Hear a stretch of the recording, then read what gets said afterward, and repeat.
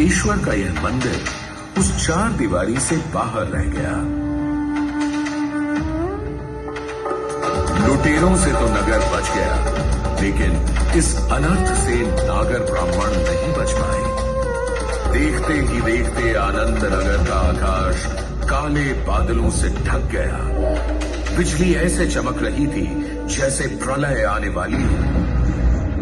तभी भगवान शिव प्रकट हुए। तुम सभी ने मेरा तिरस्कार किया है। मैं समस्त मानव जाति के कल्याण हेतु ही पाताल लोक से मृत्यु लोक पर आया, परंतु तुम पर एक कठिन परिस्थिति क्या आई, तुमने मेरा ही त्याग कर दिया। हे प्रभु, हे कृपालु, हे महादेव, हमसे ये घोर अनर्थ अनजाने में हुआ है। भला हम आपका त्याग कैसे कर सकते हैं?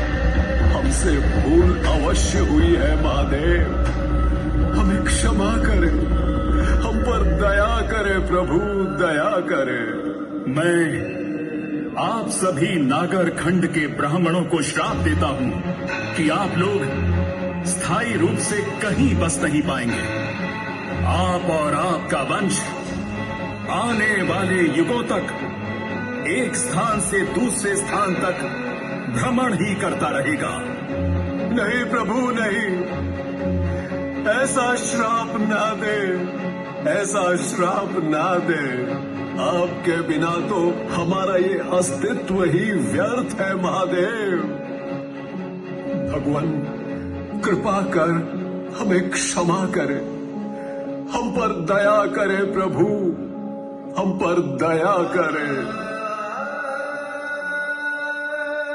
महादेव के क्रोध से भी प्रबल कोई शक्ति है तो वो है स्वयं महादेव की करुणा। अपने प्रिय भक्तों का दुख स्वयं महादेव से भी देखा ना गया।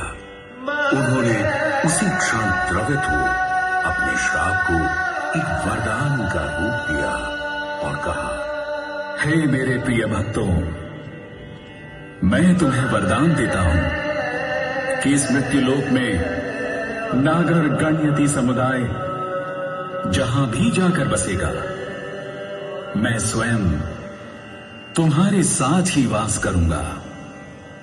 आज से मैं और तुम अविभाज्य हैं। प्रभु, हे प्रभु, हम धन्य हो गए, हम ये वरदान पाकर धन्य हो गए भोलेनाथ, धन्य हो गए। हर हर महादेव, हर हर महादेव, हर हर महादेव।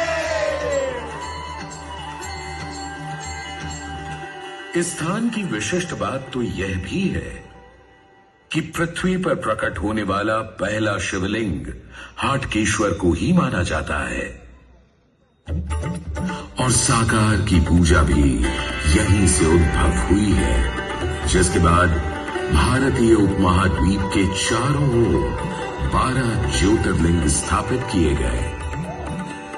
श्री हाटकेश्वर क्षेत्र को गुजरात का काशी भी कहा जाता है, जहां हजारों वर्षों से भी ज्यादा का इतिहास संजोए हुए वडनगर सनातन धर्म की आस्था का एक प्रमुख केंद्र है।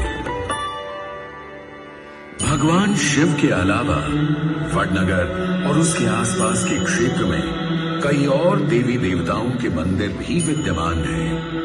अमथेर माता, शीतला माता, अंबा माता, सिकोतर माता, लज्जा गौरी माता से इस क्षेत्र में देवी पूजा की एक मजबूत शाक्तेय परंपरा का प्रमाण मिलता है।